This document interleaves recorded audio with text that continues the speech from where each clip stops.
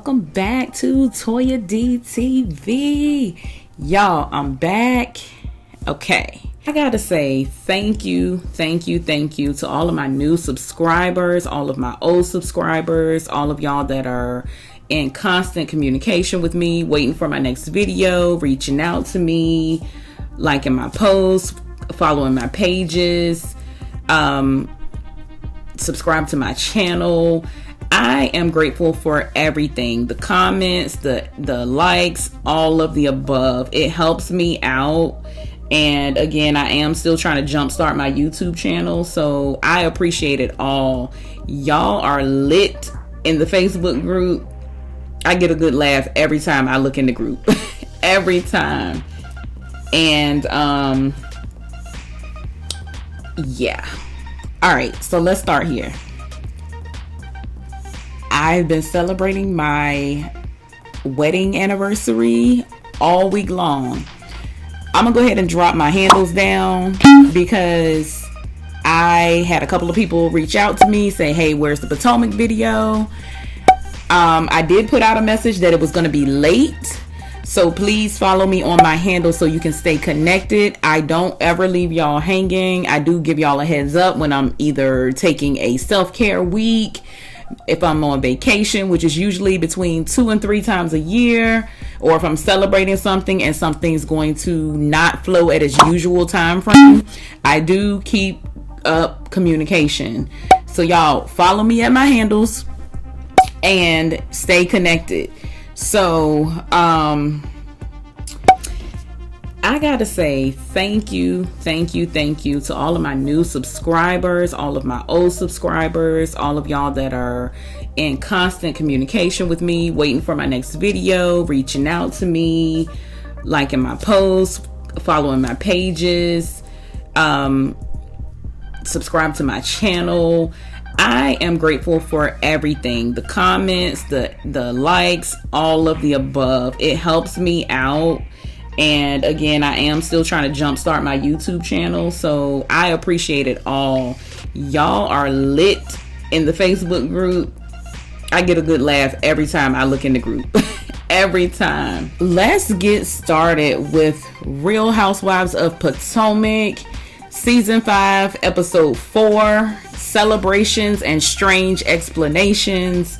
So the show starts off with Giselle. She's at a dance class with Grace, and it's cute.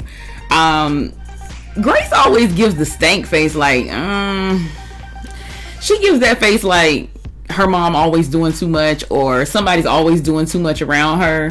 I'm starting to wonder if she's shy or is she not wanting to state her real opinion. Because it seems like sometimes she'll rather save Giselle's feelings than to say what she really means. They were taking a dance class, and of course, Giselle being Giselle, she's all over the place, and it's really funny. I like to see this bubbly Giselle, this goofy Giselle. That's the Giselle I like. Not the one saying that she is the most anointed one talking, because we all know watching this show, nothing anointed comes out of her mouth. Now that was, I believe, one season she showed a different side. It was last season when she met up with her dad and they went to the plantation. That was a different side of Giselle. So her and Grace are dancing, and Giselle says that when she got the shoulder action, but when her feet come into play, something just falls apart. And I'm sitting there like, I think it falls apart from the beginning, but I'll let her have that. If she think the shoulder action there, let her think that. Entertainment for all of us. She brought up the boat ride, and all of a sudden Grace's whole demeanor changes. She said, I'm annoyed. And she said, with me? And she's like, no. With me and your daddy? She's like, kind of, I don't know. She doesn't like the idea of it, and that's got to be a tough place to be in. I feel bad for Giselle. We're at Karen's house, and Matt is there. You know, Matt's her assistant, and Karen's like, hey, we back in Potomac. Let's celebrate. I haven't had a house party in 3 years, so let's get it. And she said when she ran the idea past Ray, he was like, why can't we just have toast and coffee? Y'all, I almost fell out. Toast. Something an old man would say. And it made me laugh so hard. We already know they're in a rocky place because of Karen's commitment to LaDom. Ray is more like, you know what? I'm just going to chill out. Whatever I want to do in life, that's what I want to do. And all I want to do is sit back, drink my coffee, and read the newspaper. Doorbell rings and Matt opens the door. It is Chris, the singing telegram person. So Karen walks him in or whatever. Well, Matt walks him in and she tells him where to change and get his costume and everything. So he's rehearsing and he's messing up. Dr. Wendy, she's pulling up at the park. She got her kids with her, meeting Robin and her boys in the park. So the first thing that they mentioned to us was the fact that they both have sons named Carter. I think that is pretty cool. Robin threw me when she said she named him after Jay-Z. Robin is a little hood, ain't she? Ow. Then she said that her and Wendy have connected. They have a lot in common. Her husband went to the same college as Robin, and they both have children similar age groups. Wendy said something that made me kind of look at her like, what? He said that when her children start acting up and they start being bad, her and her husband sits them in their office and makes them stare at their degrees on the wall.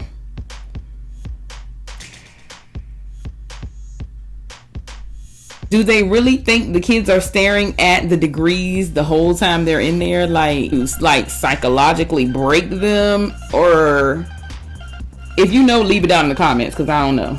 I guess say, look, we work hard. We work hard for y'all and y'all future. So don't be messing around. These degrees mean something to y'all and to us. I don't know. Eat these degrees. Eat them. Eat them. They brought up the sip and see, and Robin thought that Candace was very disrespectful to Ashley. In the middle of them talking, Robin's Carter just comes and plop right down in the middle of them. Robin's looking at him like, beat it. Like, what are you doing? And he's like, I'm not listening. We all know when kids say they not listening, they are definitely listening, and they were listening before they even came over there. So Robin says that if Candace can't accept criticism, she doesn't know how to be her friend. It's a matter of presentation when it comes to that. I think Candace can accept criticism, but not from 5 people at one time. Like, they did a bit much. And Wendy responded to her just saying, you know, she's usually a fun, outgoing person, but for some reason it seems like there was a lot of tension and she was just, I guess, more reserved. Just Robin asked Dr. Wendy, well, what did Candace tell you about us? And Dr. Wendy said, well, one of the things she told me was that Giselle is very shady and that she can be a Giselle monster. And Robin's like, oh, so you don't know that Giselle. You don't know Giselle that like to stir the pot. You don't know her? I'm just checking. She mentioned Karen, and Candace loves Karen. And Wendy's like, I don't like the persona that Karen puts on, like she's pussy popping on a handstand. You're not pussy popping on a handstand because you can't even get into a handstand. A part of me wants to know why she wants to know what's happening in Karen's bedroom. Another part of me wants to know why is she constantly having like comments about sex when it comes to Karen. Because in my mind, if somebody don't bang with you, if somebody don't rock with you, why do you care? Is what I'm trying to figure out. Okay, Karen said that she wasn't impressed with Wendy. Got it. Unless her feelings really got hurt by that, I don't understand. So we see Candace at a coffee house and she's calling Ashley. It turns out she wants to meet up with Ashley to talk and sort things out to see if they can come to an agreement and to be on one accord. So when she calls Ashley, Ashley is a little bit overwhelmed. She's having a harder time getting out of the house with Dean. And she says she's on her way, just give her a couple of more minutes. So Ashley gets there and she is having the hardest time getting through all the chairs and tables, and it's not very kid friendly in there. Like, there's not enough space for the stroller, so she has to literally move every chair, every table almost to get to Candace. When they first sit down, Candace admits that she said a lot of things that were over the top, unnecessary, nasty, and hurtful. So she brought that to Ashley. She said she, admits that the things that she said were mean, harmful, and nasty, and really she wants to get in a better place with Ashley. So Ashley had to put it out there, like, hey, you said all of these things, and Candace is like, well, you were engaging with me as well. And Ashley's like, you know what? I was engaging with you, but then I also stopped engaging with you because I had to have my child. Candace and Ashley are talking about the tweets and the disrespect, the comments. In the meantime, Dean is getting PO'd. And the crazy part is he's looking right at Candace. It's so funny. Like, it's sad but funny. Like, he's looking at her like, keep talking. Keep talking. You just keep on. I got something for you. Like, he wanted to get out of Ashley's arms to smack Candace a little bit. Like, she then kind of just takes the responsibility and says, because they were starting to, they kind of reminisced on the sip and see. And she was just saying how she really felt like she was being attacked and she didn't want to do it in her home, and she felt very ganged up on. And when she said she wanted to have the conversation in private, they should have respected that. Ashley put it out there. I understand that you wanted them to respect that, but at the same time, you didn't give me that same respect when you went across social media. Apologize for it. She's like, you know what? I was not as sensitive as I should have been in that situation. I think she did good. She did accept full responsibility. She knows she said some gutter, cutthroat stuff. Ashley told Candace that she fully did not understand or didn't know what happened between Candace and Monique. Ashley and Candace came to an agreement that they will just try to move forward. Ashley has now heard the things that she needed to hear from Candace, and they don't want to hold grudges and they want to move forward.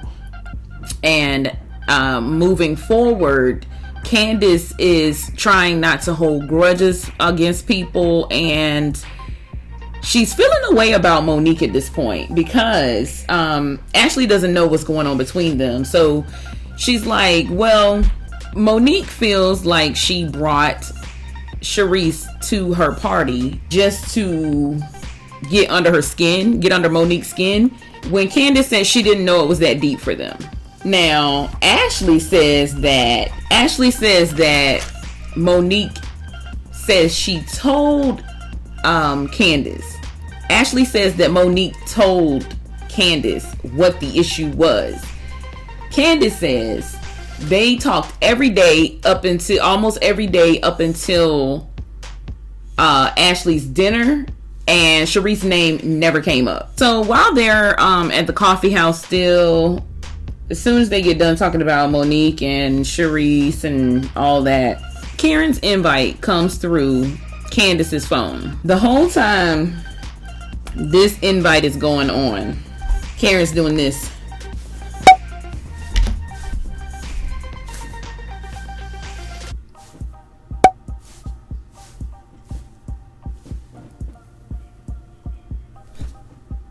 What kind of dancing?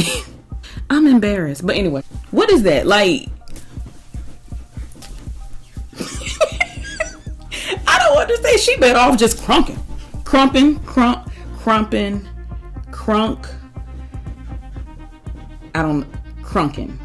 I think it's crunking. That ain't been said in so many years. Of course, now we're looking at everybody receiving the invitations. Everybody is at home and everybody's seeing the invitation. They're kind of like, what is this? So we go to Wendy's house. Wendy's getting her invitation, and she's surprised that she's getting invited to Karen's house because Karen is so dismissive to her. As of right now, she don't know if she's going. Giselle's looking at the invitation and she's like, what is going on? What is Karen doing over there? I like Giselle. It seems like to me, anytime anybody else is doing anything, it's like a side eye from her. Like, why they doing that? Can Giselle ever be 100% genuinely happy for anybody? And I do mean anybody, because I'm thinking, even when Robin last season had her open house to sell the property that she flipped, Giselle still walked up in there and called some stuff. Like, across the board, do y'all think she can genuinely be happy for anybody other than herself? So Giselle calls Robin, and Robin's getting her lashes put on. So Giselle says, taking this grand dame gesture too far. Robin said, I didn't know they give housewarmings to people that rent houses. Robin, out of all people, and the trouble that you've been through financially and with houses, and as long as it took you to flip the house, build the house, I don't think you should be talking. Not those kind of shade marks, not coming from you. I'm gonna need you to sit them trees on somewhere else, because honey, you not the one to be throwing that type of shade. You not. And I like Robin too. I just wish she was more independent. She said, why is Ray not in the invitation? And they both think that Karen has nothing to do. That doesn't make sense. Nobody owns a business and have nothing to do. Robin tells Giselle that Wendy doesn't think that Karen has sex with Ray. And Giselle's like, oh, we all know that. And they said Wendy is very smart, and they thought it was funny how quick she caught on to the fact that she doesn't think that Karen and Ray actually make love and have sex as a couple or whatever. I think it's weird that any of them are thinking about that. Like, why would you want to picture that? I don't understand. Giselle says that Wendy is not a stupid woman. She's a very smart woman, and she like her. And Robin had to carry the bone back to Giselle that Dr. Wendy says that Candace called Giselle the Giselle monster. She haven't seen the Giselle monster, but I'd be happy to give it to her. Well, what I do know is that Candace tweeted some stuff about Giselle's house, and from there they have been on a downward slope, just kind of throwing shade at each other. But is it real? Like, is it real? Do they have a real issue with each other, or is this just for TV? What do y'all think? So we see Monique and her family. They are getting ready for bed. Monique is in her confessional saying that she has to take deep breaths because there is constantly whining in her house. Her kids always want mommy to cuddle. The baby always wants a boob or a bottle. She seems extremely stressed, and it's kind of sad because you can actually see it on her face, like in her body, like she's stressed. The kids were in the bath. Everybody was in the bathroom. The kids are brushing their teeth, getting ready for bed. And Monique asked Chris how was his day, and he went on about how his day was and everything, and that was that. And she mentions, like, okay, so you're not gonna ask me about my day? And I guess Chris just had not thought about it. And she was like, you're just as bad as the kids. Monique seems super agitated. I think Monique is at a place where they have had all the children they want, but somewhere along the lines, the romance between them has diminished. So Monique is like, do you even care about my day? Like, then they flash back to her daughter saying, yeah, mommy, we really don't care. Like, that is so sad. Like, and she's just as cute as she can be. Monique is wanting some attention. She wants her spouse to date her again. She wants him to do the things that he did before they had kids. So now they want to have like a little date night, one-on-one time. So she puts all the kids in bed. She makes it a competition. Whoever gets to bed first get a surprise. They run, go get in bed. And then they have the baby with them because the baby woke up and he was supposed to be sleeping. So they're still not alone, even though they're having a date night at home. So they're sitting down at the table, having a glass of wine or whatever. And Monique was like, where's my food? When I was pregnant, you always had a plate of food for me. And he's like, well, you also used to cook for me yourself and serve it to me. It's kind of sad right here because I see a tit for tat type of thing. Oh my God, that will tear up a marriage. Like, seriously, it will tear up a marriage. So, Monique says, like, when you go out of town, I make sure you're good. Like, I make sure that you're so good and you got so much help that you can go take a nap if you want to. And Chris is like, well, just do the same thing for yourself. Like, I'm footing the bill. Just make sure you're good with your coverage. That's how I took what he said. She's already feeling away. So she's like, in her confessional saying, okay, so money's supposed to make me happy. I don't think that's what he's saying. I think he's saying, really, you make sure I'm good, but you don't make sure you are good. And then Monique says, pretty much, it's not about the money. I want you to court me. I want you to date me. I want you to be spontaneous. I want you to take over and plan a date session without everything having to fall on me. Now that I understand. He says that if I do that, don't complain that you're tired. I will do that. And once I make all those plans, I plan for something else to be happening that night too. Whenever Monique said something, he said something else. Whenever she said something, he said something else. So it's like building. There's a way to handle that without it building on top of each other like that, because that's going to cause an explosion, a blow up. Because he says Monique has downtime sometimes and his needs are not being met, and that's frustrating to him. And Monique is like, well, I don't want to feel like a booty call. I honestly think they need counseling or something. They either she needs to have a family member in her home to watch the kids like once or twice a week or whatever she need to do. They need to get back to what they were doing before they had kids, because it's kind of sad, because it does seem like Chris is kind of throwing his weight around, and she's the one that's like, I don't care how much money you have. You will not run me in the ground. And I'm not going to keep feeling like this. So I'm telling you what it is now. Candace and Chris, they are having their quality time picnic out in the park somewhere. I'm not sure where they're at. It's for Candace because she said that Chris is always too busy. So the first thing Chris starts talking about is, he said, where are you on that today? Because her emotions change a lot when it comes down to bringing another life into this world. She feels like she doesn't like change personally, and bringing a baby into this world is a lot of change across the board. Nothing's going to be the same. So, and Chris knows that in his heart, Candace will be a good mom. Candace, on the other hand, is thinking, me and my mom are just now getting in a good place, and I'm 30 something years old. I don't want to have a 30-year-old child and then we get in a good place. She wants to have that bond and that connection off top with her child, and I believe she will. The mistakes that has been made with her, or things that have contributed to her mental abuse from her mom, I think she has learned what not to do by looking at her mom. Just take a pause real quick. I'm about to say something ignorant. Y'all, last season on the reunion, when Candace's mom said, I did not hit her in the head with the purse. She might have bumped her head into my purse, but I did not hit her in the head with my purse. That still cracks me up. Like, just say what it is. You hit the girl in the head. She was getting on your nerves. Say what it is. Stop beating around the bush. We know you did something to her. I wonder, would Candace swing back, or would she just... Oh, wait. Perfect triangle. Perfect triangle. There we go. Wait. Okay. Perfect triangle.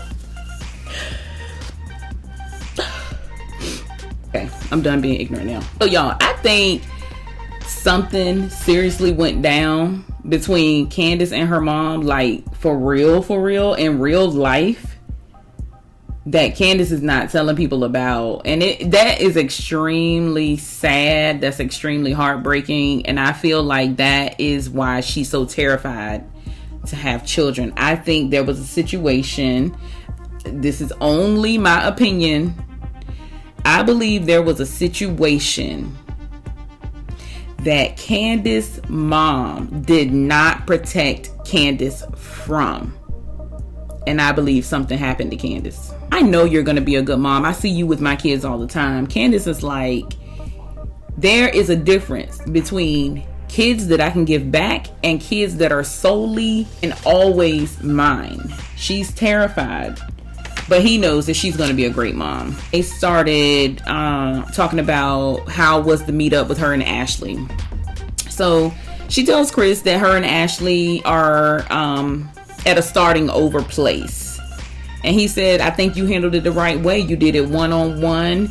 It did a little bit of role playing because Candace still has issues with Monique and Giselle, and she knows that they're all going to be at Karen's house for this party, housewarming. I don't know which one it is, but everybody's going to be there, and Candace wants to role play. Y'all, I'm going to say this. If the role playing is what's making Candace more mature mentally, I'm with it. She need to role play with Chris every day because I am liking this Candace. Okay, so Karen is meeting up with her party planner. She has a friend, Kia, and Matt is there. So she explains that she's trying to throw this party so that her and Ray can reconnect. But she said the Grand Dame is back in Potomac, honey. Anyway, so then we go to Giselle's home and Cal is ringing her doorbell. She opens the door and he sees Grace and he gets excited. He put his hands down in Grace's scalp and just felt around. Grace was like, stop, it's real. To all of my viewers, regardless of your race, don't ever do that. Don't ever do that. Okay? All right. Giselle says that Cal keeps her sane. He knows all her business. He knew Jamal before he knew Giselle, and he just happened to like Giselle better. So Giselle is putting on wigs, and he was like, nah, you need to throw that wig away. It looked like coochie hair. I'm like, kind of coochie you done seen? Giselle starts explaining to Kyle how the girls feel about her and Jamal being, back together as a couple. She's explaining to him that the way the girls feel about it is actually hurting her feelings. Now, I'm gonna say this is one of the realest parts of Giselle I have seen in a long time. Y'all gotta admit, that's an extremely tough place to be in. Your girl's always giving you the side eye because you decided to forgive and accept somebody back, and she just don't want to hurt her girls. She wants everybody to be happy, everybody to be okay. And her friend just explains to her, okay, the way that they feel is the way that they feel. You can't take that from them. What you have to do is lead with love so that they'll see that there is love. They'll see through it and they'll see love. So Giselle starts crying and everything, and it's just a hard thing for her to understand because she said that the kids were excited with Sherman, but they're not excited for their own dad. And Kyle just explains, like, the girls can feel the way that they feel because of the light that their dad was put in via social media, internet, whatever, and other situations too, probably. It's like, let them feel the way they feel, but also lead with love. So that way, in the long run, first of all, Jamal already knows that he can't mess up again because the girls are already watching him. They're up to age now. They know what's going on. And he can't make that same mistake again. And he's just like, just lead with love. You're showing them that you forgive, but you're also showing them how to lead with love. She may be showing how to lead with love. She may be showing that she forgave. But because you forgive does not mean you have to go back to that person. So I don't want them to get that twisted, because that, if you think I forgive, now I must go back, Wrong message. Wrong message, wrong road, wrong road. Let me say something. For all of y'all that be in the Facebook group, y'all really be tripping me out. Some of the posts I read cracks me up. Like, for real, I be in here for real LOLing. For real. Because it was one post. I'm random, y'all. I'm random. I have jumped all over the place. But there was one post that said, the post said, somewhere in Candace's mom's heart, she's thanking Monique for dragging her. It's funny, but it's not funny. I'm sorry, that was like a ba-dum-bum-ts. Like, that was a punchline. Like, that was funny. Probably most of y'all are in that group. Y'all are a trip. Ray is ready to settle down and he wants him a nice quiet woman. I was like, yeah, and he don't want a Beyonce performing one. So I'm telling you, the group is everything. Everything. So Kyle says to Giselle, you have to think, y'all are co-parenting 3 beautiful girls and they are turning out great. He's telling the truth. Those girls are beautiful. They all have their dad's smile. Grace was ready to fight when he put them hands in her head, though. Giselle is really in a rough space. She's in a rough place. Oh my gosh, it's just so much. It's heavy. It's heavy. It is time for Karen's event. She's everything is being set up. She's checking on her servers and everything, making sure they're good. She wants them to feel at home, make sure they have water and all that. So people are starting to arrive at Karen's party. Giselle is the first one to arrive, and she looks terrible. The grande dame, she looks good. Had a little booty sitting up, waist snatched. She looked good. Karen goes in her confessional, said that Giselle didn't bring Jamal because she doesn't want to answer for his past. Regardless, people are always going to talk about it behind her back. It is what it is. And when Ray saw Giselle, he was like, you look sparkly. Ray didn't even like what Giselle had on. Of course, Giselle being Giselle, she was like, well, why weren't you in on the invitation? And, you know, why weren't you in on it? And he was like, well, where do you think she got the Huger name from? Karen's like, up. Giselle's like, get me together. Exactly. I mean, come on, Giselle. See, right soon as she get in the house, she just head for some trouble. I don't know. I'm not even gonna say it's a part of who she is, because I really don't think Giselle act like that in real life. So she started giving Giselle the tour, and then Ashley arrives. Giselle gets excited and calls Ashley Juicy Booty. And Ashley looks good. Ashley put on a dress that she would have worn before she had the baby, so she's trying to get back to her old self, and she looks good. Wendy arrives with her husband. Her and Karen did greet. The husband did greet everybody, and that was that. Karen excused herself to go find Ray, and of course it is her party, so she has to mingle. Candace arrives, so once Giselle and Ashley get together, Giselle starts telling Ashley all the things that Robin told her that Candace was saying about her to Wendy. I didn't really like Wendy's dress. I felt like it wasn't fitting right.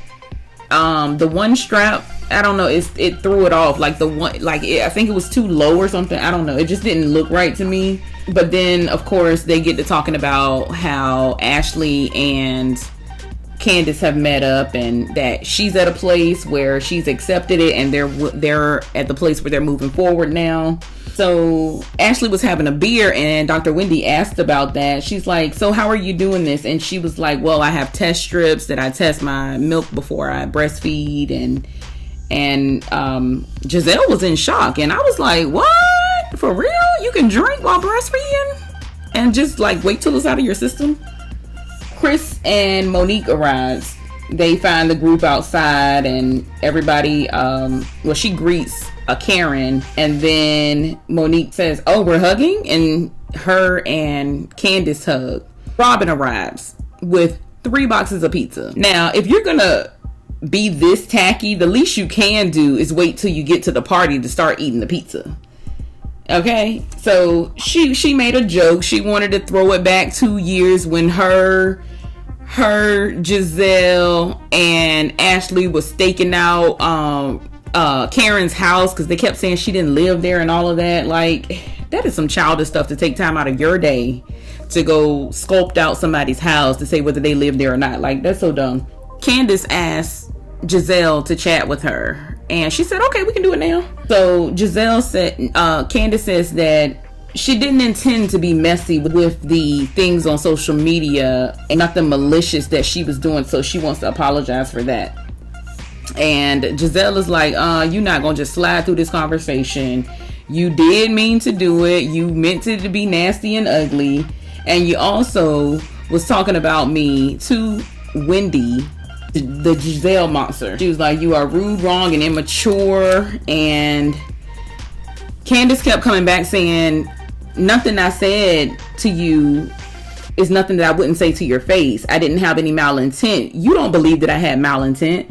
That's kind of scary, because the way Candace sound is like she truly believes that tweet about the $900,000 cabin or whatever was not malintent. How can you think that's not malintent? But in her mind, like, the way she's saying is like she truly don't think that was malintent, and she don't believe that Giselle thinks it's malintent. Like, the whole time this party was going on, this blue eyeshadow that Giselle had on was killing me. It was too dark for her tone. Candace is like, well, I came over to apologize and not to hear, well, you also went talking here and talking there. But Candace, you did that. You talked to Wendy about Giselle. I mean, it was true. Giselle is a little, you know, she's a little rough. Like, she's a little mean. She's a little rough. But Wendy would have found out about it. She didn't have to tell her. But anyway, she said they're going to keep their friendship where it is, on the surface, where it has always been. All the ladies are sitting around, just kind of talking about the party. And Ashley's like, you know what? This is a good party, Karen. And she was like, well, you know, we have fun over here. And Wendy's like, right here? Where I'm sitting? I like Wendy, but why are you just interjecting stupid stuff? Like, seriously, it is really is getting on my nerves.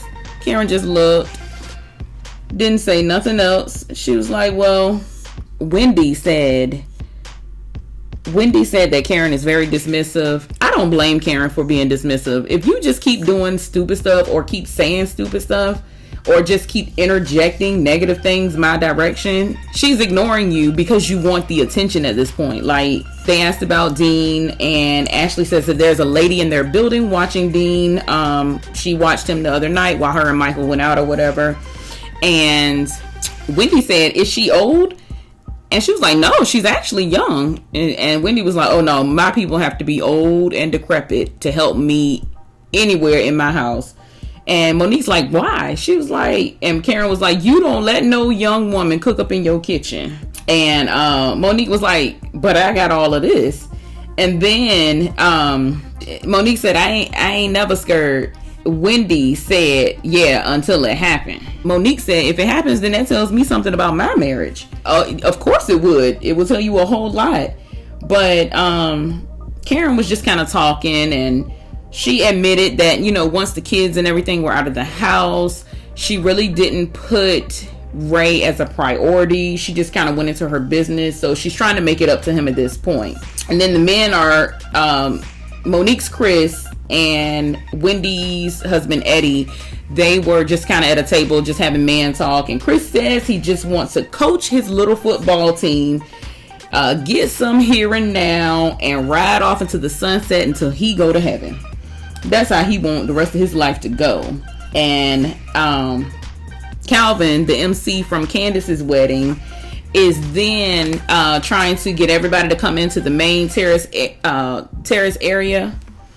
And Karen busts out in all her pink, her baby pink suit with hat and everything, and she's hitting a couple of Beyonce moves, and I don't know, it was cute.